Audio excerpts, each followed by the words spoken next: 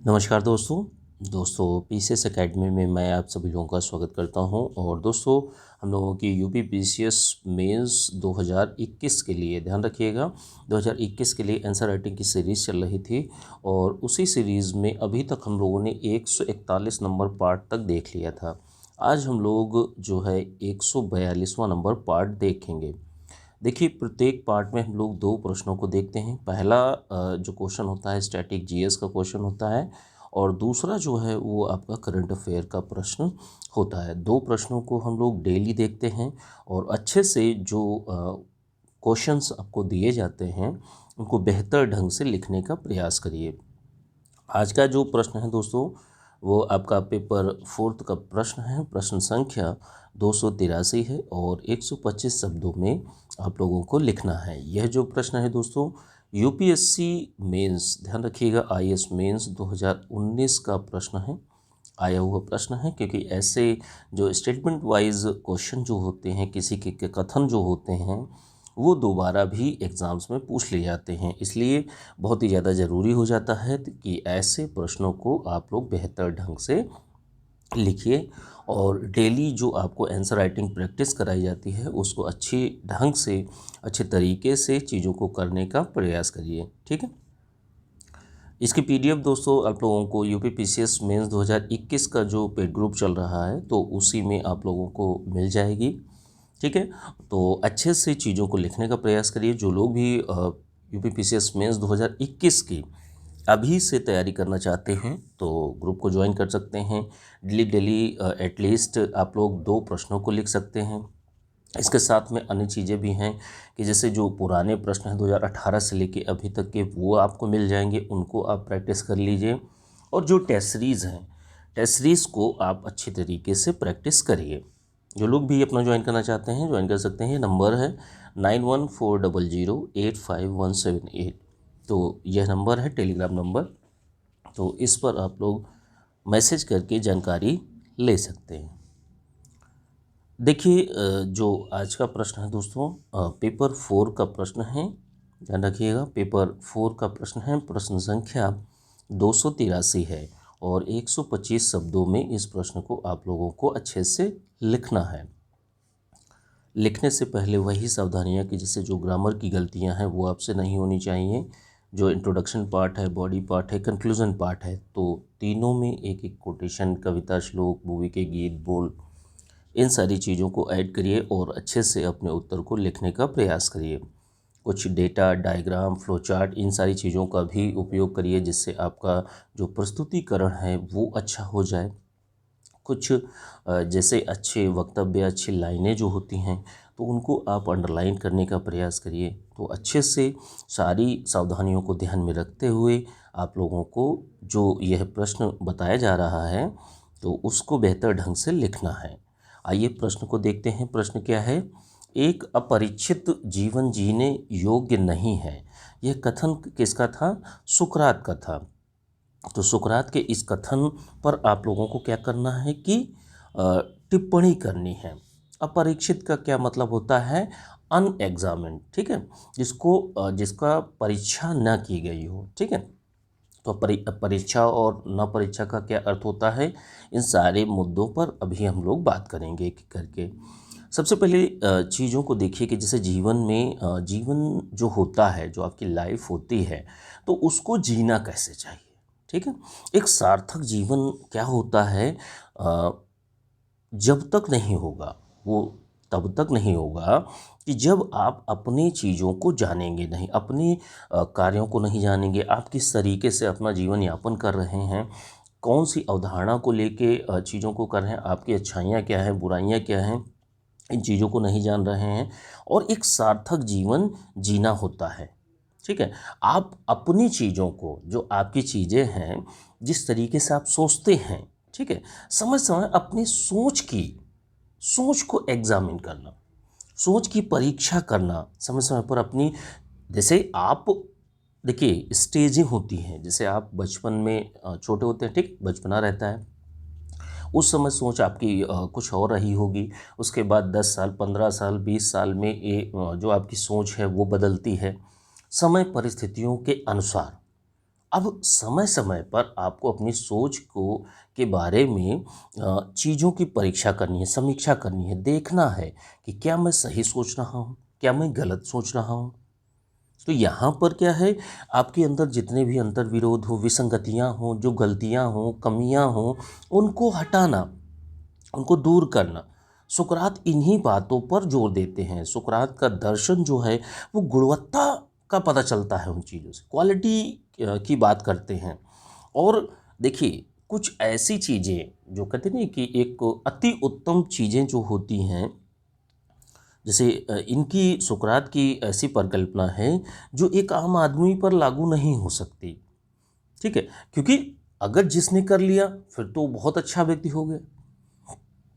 लेकिन हाँ, कुछ चीज़ें इनके स्टेटमेंट से या जो भी इन्होंने विचार दिए हैं सुकरात ने, तो उनके विचारों से हम चीज़ों को समझ सकते हैं, चीज़ों को अपने अंदर आत्मसात कर सकते हैं। जो जीवन के नैतिक मूल्य होते हैं, तो सुकरात के जो विचार हैं, उन्होंने नैतिक मूल्यों को एक नई दिशा प्रदान की गई है। नैतिक मूल्य आपने बता दिए, आपने उनको फॉलो भी करने लगे। ठीक है, कि भाई हमें सच बोलना चाहिए, किसी के साथ गलत नहीं करना चाहिए। ठीक है, हमेशा दबाव रहित कार्य करना चाहिए, सत्यनिष्ठा को अपनाना चाहिए और वस्तुनिष्ठता को अपनाना चाहिए।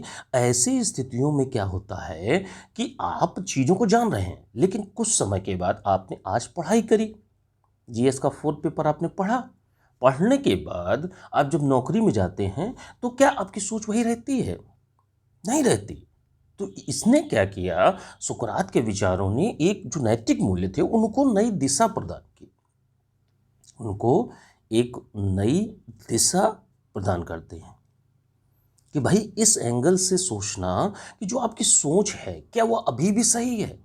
समय समय पर इन चीज़ों की समीक्षा करने की बात कहते हैं।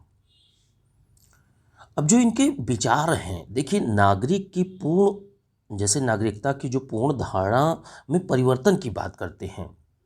यहाँ पर बात ये कही जाती है कि एक पर्टिकुलर व्यक्ति की बात कही जाती है।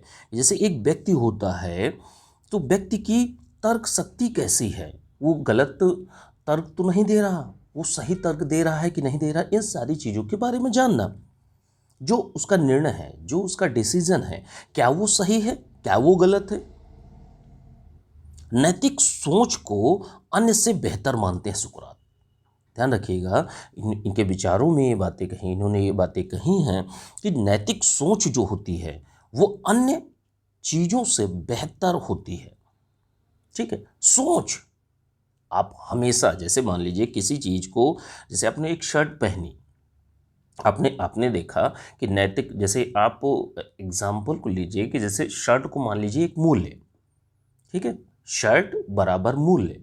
अब आपने आज की डेट में एक कोई मूल्य पहना, ठीक है, यानी शर्ट वाइट कलर की पहनी आपने। अब शर्ट आज के बाद कल की डेट में जब पहुंचे तो शर्ट उतर गई। अब कल की डेट में, आज की डेट में आपने येलो पहनी थी, कल की डेट में आपने कोई और कलर की पहनी, ब्लू कलर की पहन ली।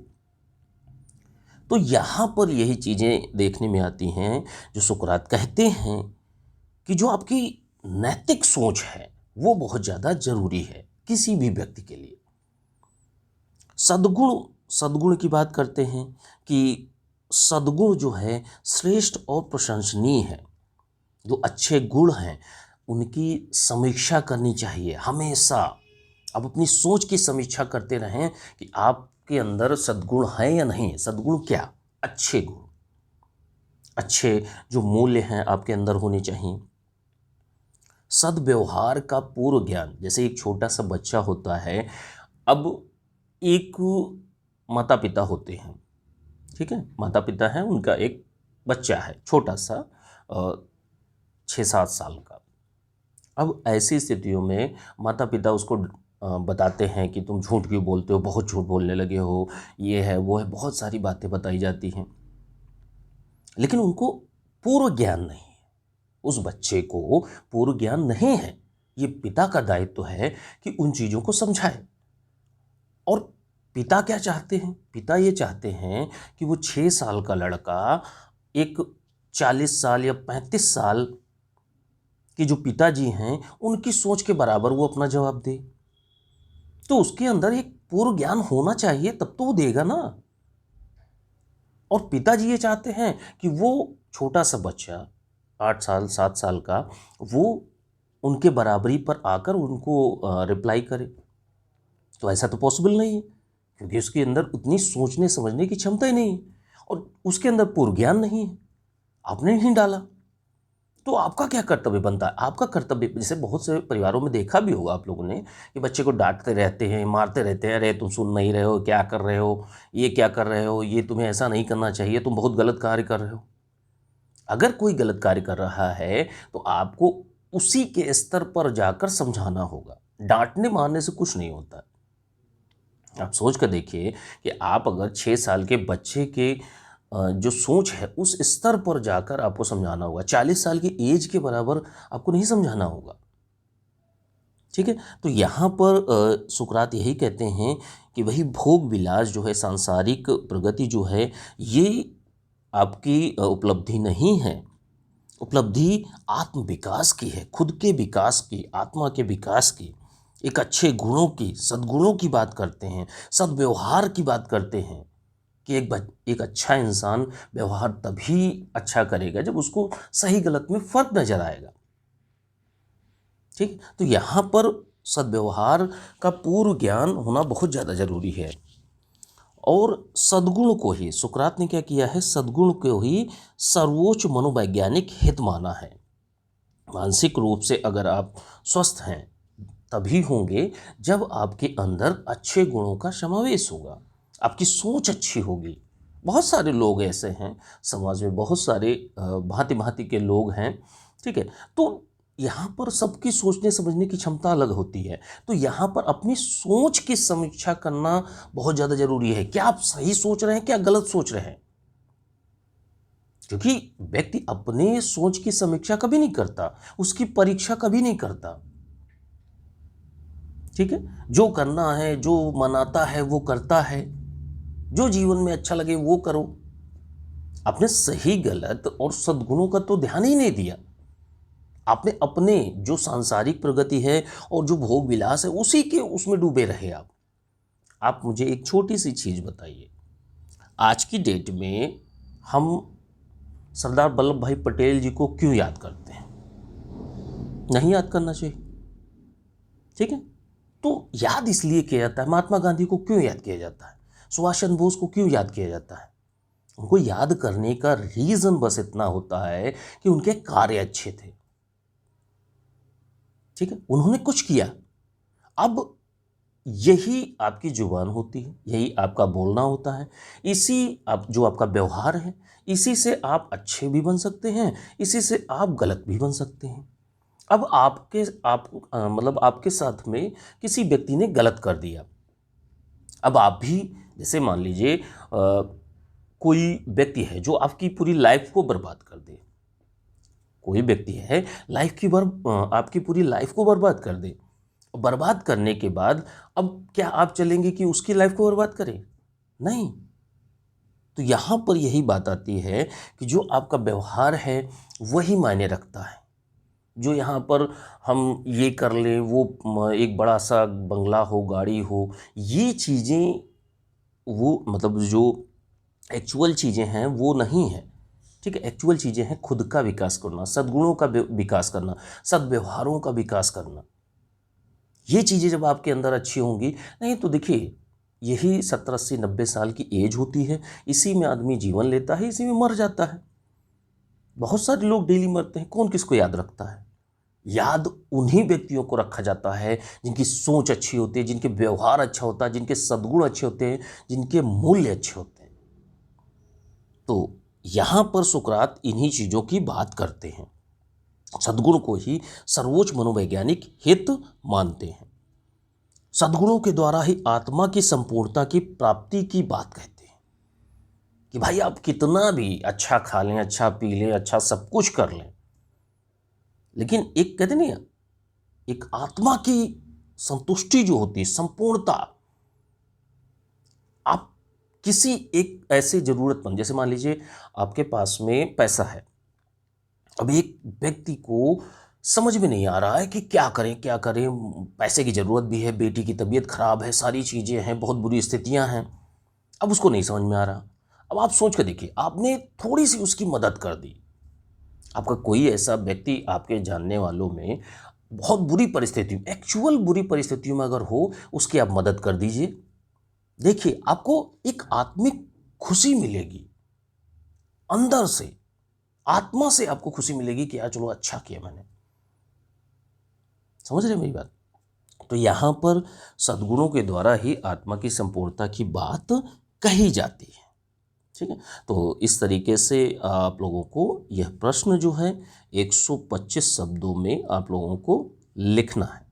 ठीक है, तो 125 शब्दों में लिखना है। इसकी पीडीएफ दोस्तों आप लोगों को जो टेलीग्राम ग्रुप है यूपीपीसीएस मेंस 2021 का, तो उसमें मिल जाएगी। जो लोग भी अपना मेंस का बैच ज्वाइन करना चाहते हैं तो ज्वाइन कर सकते हैं।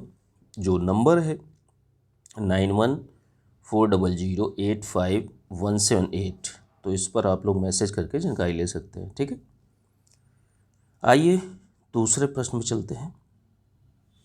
दूसरा प्रश्न जो है दोस्तों प्रश्नकाल से संबंधित है और करंट अफेयर का प्रश्न है, काफ़ी चर्चा में रहा है इधर, और समसामयिक चीज़ें पूछी भी जाती हैं एग्जाम्स में। तो करंट अफेयर का प्रश्न है, प्रश्न संख्या 284 है।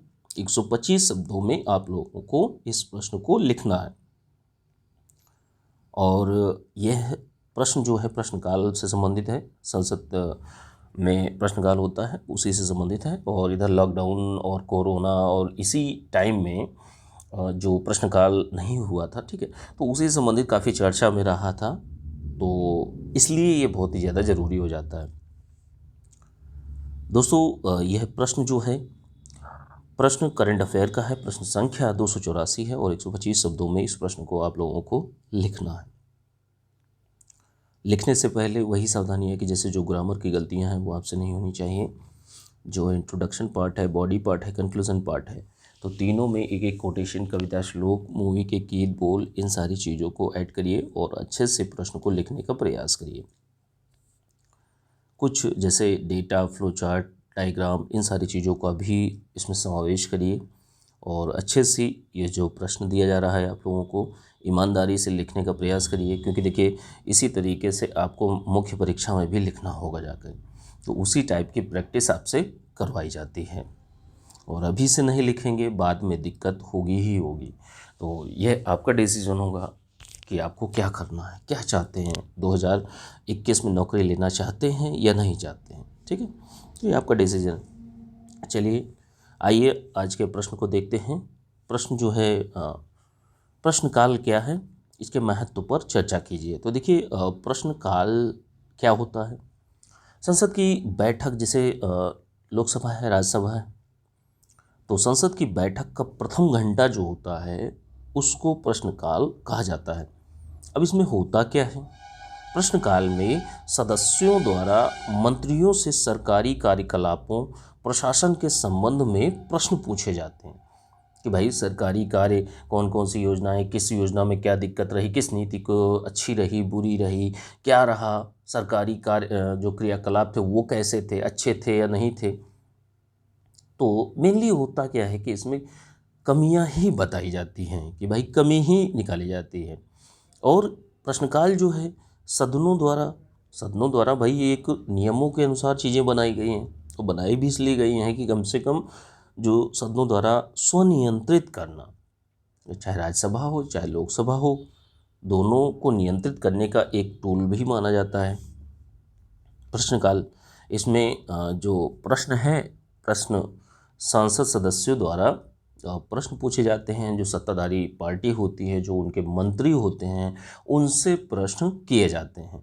अब किस टाइप में किए जाते हैं, तो जैसे मान लीजिए एक टाइप होता है तारांकित प्रश्न, जिसको स्टार्ड क्वेश्चंस कहा जाता है। तारांकित प्रश्न जो होते हैं, तो ऐसे प्रश्नों के जवाब जो हैं, उत्तर जो हैं, मौखिक दिए जाते हैं। जो मंत्री होते हैं, जो सत्ताधारी दल की जिसकी सरकार होती है, तो उनके जो मंत्री होते हैं वो मौखिक उत्तर दिए जाते हैं। अतारांकित प्रश्नों के द्वारा क्या होता है कि इसमें मौखिक उत्तर नहीं दिए जाते हैं। जो भी संसद के पटल पर प्रश्न आते हैं उनके लिखित उत्तर संबंधित मंत्रालय देता है। एक टाइप होता है गैर सरकारी सदस्यों द्वारा। तो गैर सरकारी सदस्यों द्वारा जो प्रश्न किए जाते हैं तो वो किसी विधेयक पर हो सकते हैं, संकल्प पर हो सकते हैं, या अन्य मामले से संबंधित हो सकते हैं। तो ये गैर सरकारी सदस्यों द्वारा जो सत्ताधारी दल या जो भी मिनिस्ट्री है संबंधित मंत्री से प्रश्न पूछे जाते हैं।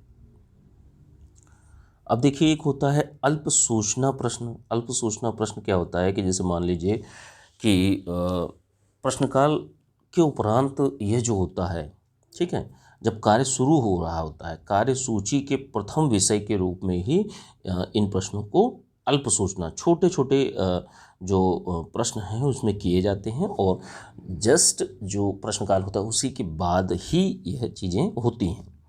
अब देखिए, जो तीनों चीज़ों से जो प्रश्न आए, जो इनके उत्तर दिए गए, अगर अगर जो जिसने भी प्रश्न पूछा है वह संतुष्ट नहीं होता, उसको लगता है कि गोल मोल जवाब दिया गया है, हमें अच्छे से उत्तर नहीं मिला, तो क्या करता है कि आधे घंटे की चर्चा होती है। ठीक है, जिन प्रश्नों का जवाब जो व्यक्ति है जिसने पूछा है प्रश्न उसको संतुष्ट नहीं रहता, तो आधे घंटे की चर्चा में ऐसे विषयों को उठाया जाता है।